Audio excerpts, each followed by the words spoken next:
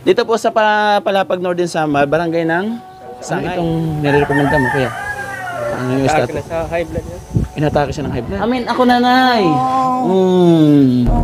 Kamusta? Ako na. Nay, ala, may multo na. Kinagmagalaw. Hirap yung iparamdam mo yung pagmamahal, yung nakahiga na lang siya. Tama? Hindi niya mararamdaman.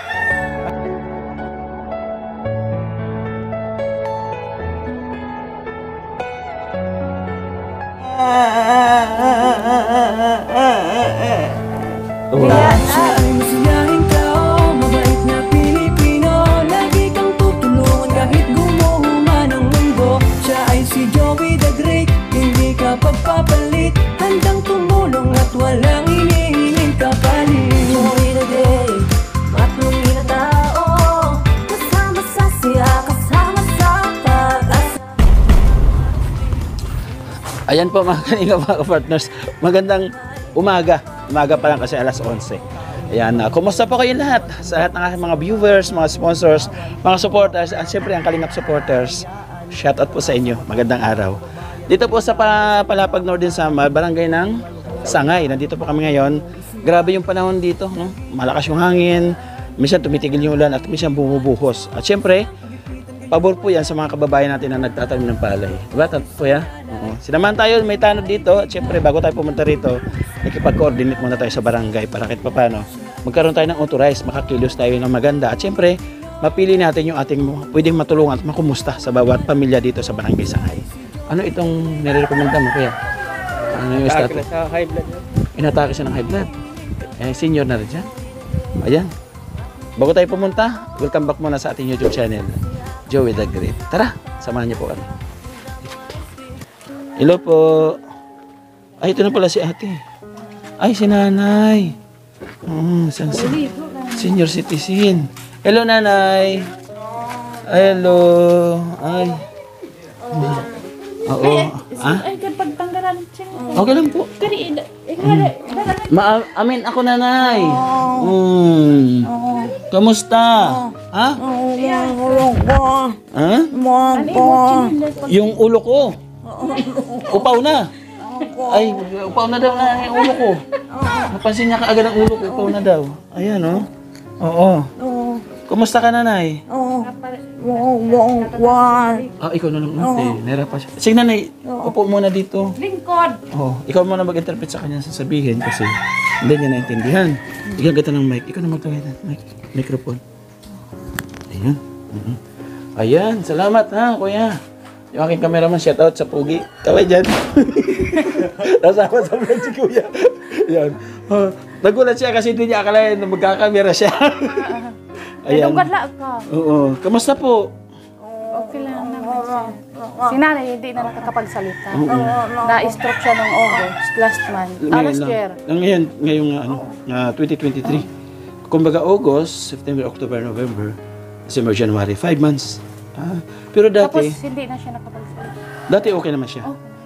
Dati na disgrasya din siya doon, hindi nakalakad na.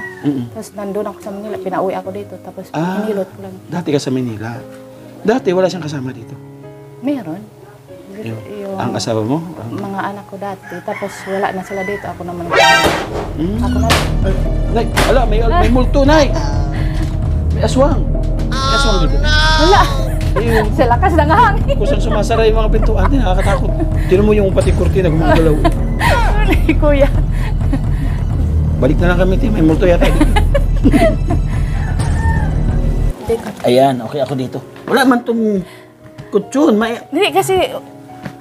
Masakit kahit Hindi, masakit sa likod to, nay. Kahit may diaper si nanay, umaapaw pa rin yung ihi niya. Bakit? Sa gabi. Kumbaga, malakas siya bumubulosok yung kanyang... Kaya ito lang ang nilagay ko na... Na rinolyum. Rinolyum. Para yung ihi, hindi na absorb ng pum. Tapos may damit siya na sinasapin pa sa likuran. Pakilala muna ako, ate. No? Bago ako, siyempre, ako po si Kuya Joey. Bago tayo magkakwentuhan, ako si Kuya Joey. Si Kuya Joey ay kasama sa The Great Team Moraynon, founder ng The Great Team Moraynon. Siyempre, headed by Kuya Bal Santos Matubang, Kalingap Palab, Ate Edna Vlogs. Kami yung mga charity vlogger. Naman? Familiar ka sa charity vlogger? Dami kong napapanood ng mga vlogger sa Tulad nino, sige nga, ang mga vlogger na papanood mo. Hindi ko naman. So dami na napapanood niya, wala siyang matandaan. Ang naalala ko lang yung Virgil. Si Virgiline. Sa Virgiline. Bicol yun, sa Camarines Sur. Sino pa? Shout out Virgiline ha. Sino pa? Hindi ko naman, Ayan, si Kuya Bal, Camarines Bal. Norte. Oh. Kilala mo si Kuya Bal din, napapanood mo rin. napapanood ko rin. Napapanood ko Kuya Bal. Shout out Kuya Bal, maraming salamat. Si Kuya Bal yung humubog sa akin para kahit papaano lumawag yung kanyang pagtulong, hindi lang sa Bicol. Ngayon naman, ako naman taga Samar, sabi ko doon ako tutulong sa kababayan ko sa Samar. Kaya ako nandito ngayon. Nay! Kamusta? Ano daw ate? Hindi na daw siya makapagsalita. Kasi nga, nung ma-stroke siya, yung pagsasalita niya, hindi na bumalik. Hindi na ba? Dati hindi yan nakakalakad. Hindi lang niya umurong. Kumaga. Dati hindi yan nakakalakad. Tapos, Anong pangalan mo pala? Sally, Si Ate Sally. Pwede ako sumali sa kwentuhan. Si nanay, anong pangalan? Karina, Ilang taon ka na eh?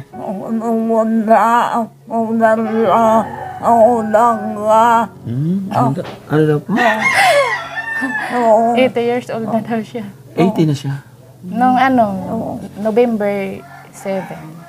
Wala kang kapatid, mag-isa kang anak niya. Andito sa likod, kapatid ko yan. Ilang kayo magkakapatid na tumutulong? 6 kami, kaso kaming dalawa lang yung nandito, nasa Maynila. Pero kahit pa paano, nakakatulong din naman. At wala namang kakayahan kasi baka wala din silang halos Pag trabaho. may mga pamilya na rin. Kung ano lang yung sobra, Yung sobra sa yun lang naitutulong ni nanay. Pero 80. Pero masaya. Masarap sa pakiramdam na kahit pa paano, kapiling pa natin yung ating mahal sa buhay. Diba? Kung may magagawa tayo, habang kasama pa natin siya, gawin natin. Kasi ngayon, yung ginagawa natin, ay ipadama natin yung pagmamahal, ma-appreciate pa niya, di ba? Mahirap yung iparamdam mo yung pagmamahal, yung nakahiga na lang siya. Tama? Hindi niya mararamdaman. Ayun, ikaw yung nag-aalaga dito, tatanungin kita. Gaano mo kamahal ang nanay mo? Sobra. Kasi sabi ko, hindi ko iiwan ang trabaho ko kung hindi dahil kay nanay. Yes, tama. Lidigard ako sa Manila. Umuwi ako dito para kay nanay. Para sa kanya. Para kahit paano, humaba at lumahig pa yung kanyang Diba? Kasi nung nandun ka, ano yung nakikita mong status niya dito? Kasi nung nandun ako, sabi ng kapatid ko, itong nandito, sabi, pati yung iba kong kapatid, ako yung pinapauwi talaga nila dito para ako daw yung maglalakad. Kasi pag umuwi daw ako dito, alam nila makakalakad si nanay. Noon, nung hindi pa nakakalakad siya. Ay, ibig sabihin, nung unang punta mo, Nung nakahiga unang lang talaga siya. uwi ko dito, na-disgrasya si nanay na hindi rin nakalakad, bedridden na rin. Talaga? Tapos kasi nag-aral ako sa massage. Kaya pag sabi ng mga kapatid ko, alam ko ikaw ang makakapagpagaling kay nanay. Wow. Yun. Ang galing. Yakapin mga nanay mo, sige nga. Oh. Di ba, nanay? Galing. Hindi ka nakakalakad noon. Tapos nung umuwi ako, pagdating ko, hinilot ko agad si nanay. Sabi ko, isang hilot pa, makakalakad ka na. Basta tulungan mo ang sarili mo para Tapos dito, niruan mo siya maglakad-lakad dito. Kasi malawak din mga kalingap. Yung maliwalas din siya dito. No, although wala man masyadong kagamitan, kasi dito naman sa probinsya, di man halos kailangan ng rep, ng TV, electric fan, Yung electric fan po dito talagang instant. Katulad nung pintuan na yan. Katulad nung pintuan na yan, biglang nagna-number 3. signal number 3. Biglang na-number 3, kahit hindi mo siya pindutin, napakasarap po na mamuhay dito. Para sa'yo, ano yung ikukumpara mo yung buhay mo sa Maynila Mas kaysa sa masarap dito? dito kaysa. Kasi doon, kahit malaki ang sahod mo, kulang pa sa nangungupahan ka, lahat, di babayaran. Pamasahe, budget sa pagkain, sa wala rin. Dito halos, wala ka man upa sa bahay, kuryente, mura lang din Yung kuryente, yung isa pa yung mga pagkain dito, talaga masasabi mo na sariwa. Oo, kasi pag wala kang ulam, manguhang ka lang ng mga talbos din sa paligid. Kailangan lang may tanim lang din tayo. Mayroon din. Kumbaga, isa rin yung sa nagpalakas kay nanay. Yung mga ganung mga pagkain na sariwa. Sariwa talaga. Kasi sa Manila, kalimitan, mga yelado na, yung mga isda, di ba? Mga kumbaga may mga formalin na rin.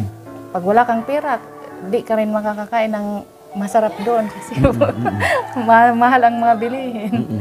Kaya ayun, maraming salamat kahit papaano. Nay, ano kailangan mong anong hiling mo kung sakaling meron ako pang tulong na maliit lang?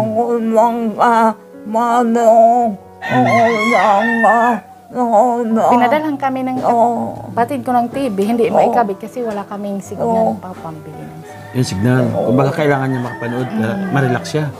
Pero yung mga pinansyal na pangkailangan, yung pagkain, kaya naman. Kaya naman. Kung baga yung signal lang ng TV ang kailangan.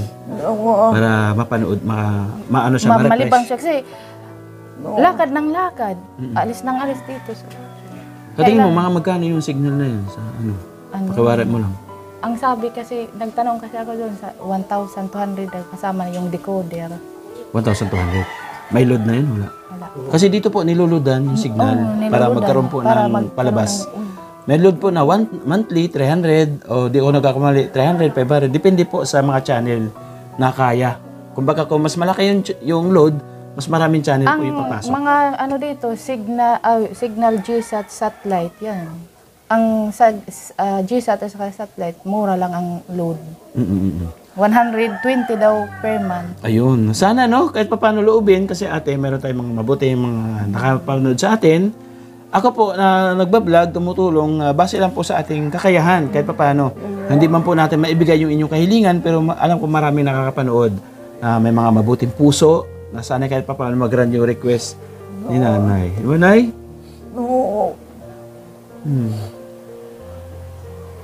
Meron ako dito na kunti, pasensya ka na ha. O, tingnan ko kung... iyak siya. Nay, hawak. Isa. Pa, dalawa. Ito pa, Nay, tatlo. Yan dami, Nay. Ito pa, 4. Ito pa, Nay, Ayan. Pasensya ka na muna dyan, Nay, ha?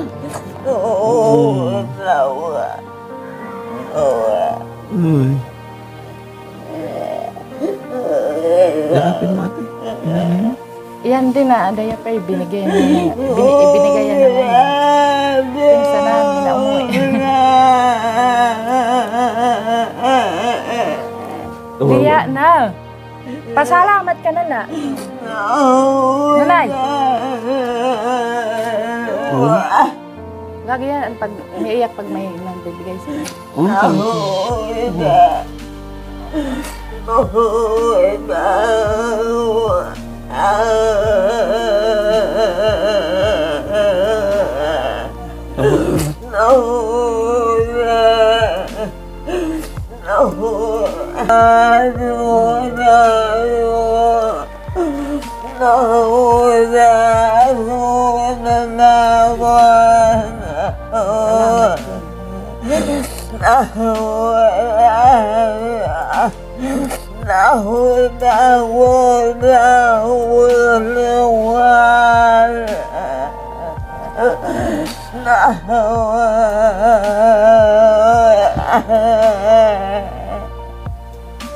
Ay, mga partners, no? Ito po yung masarap sa pakiramdam. Na kahit kunti lang yun na ibigay mong tulong, sobrang na-appreciate nila. Di ba? Ito yung sinasabi mo na talagang siya tulungan. Na kahit maliit lang yan para sa kanila. Alam ko malaki yung kanilang pangangailangan pero hindi natin nagawa. Pero sana kahit paano, makabalik tayo dito. Thank you, ate, ha? Pasensya ka na.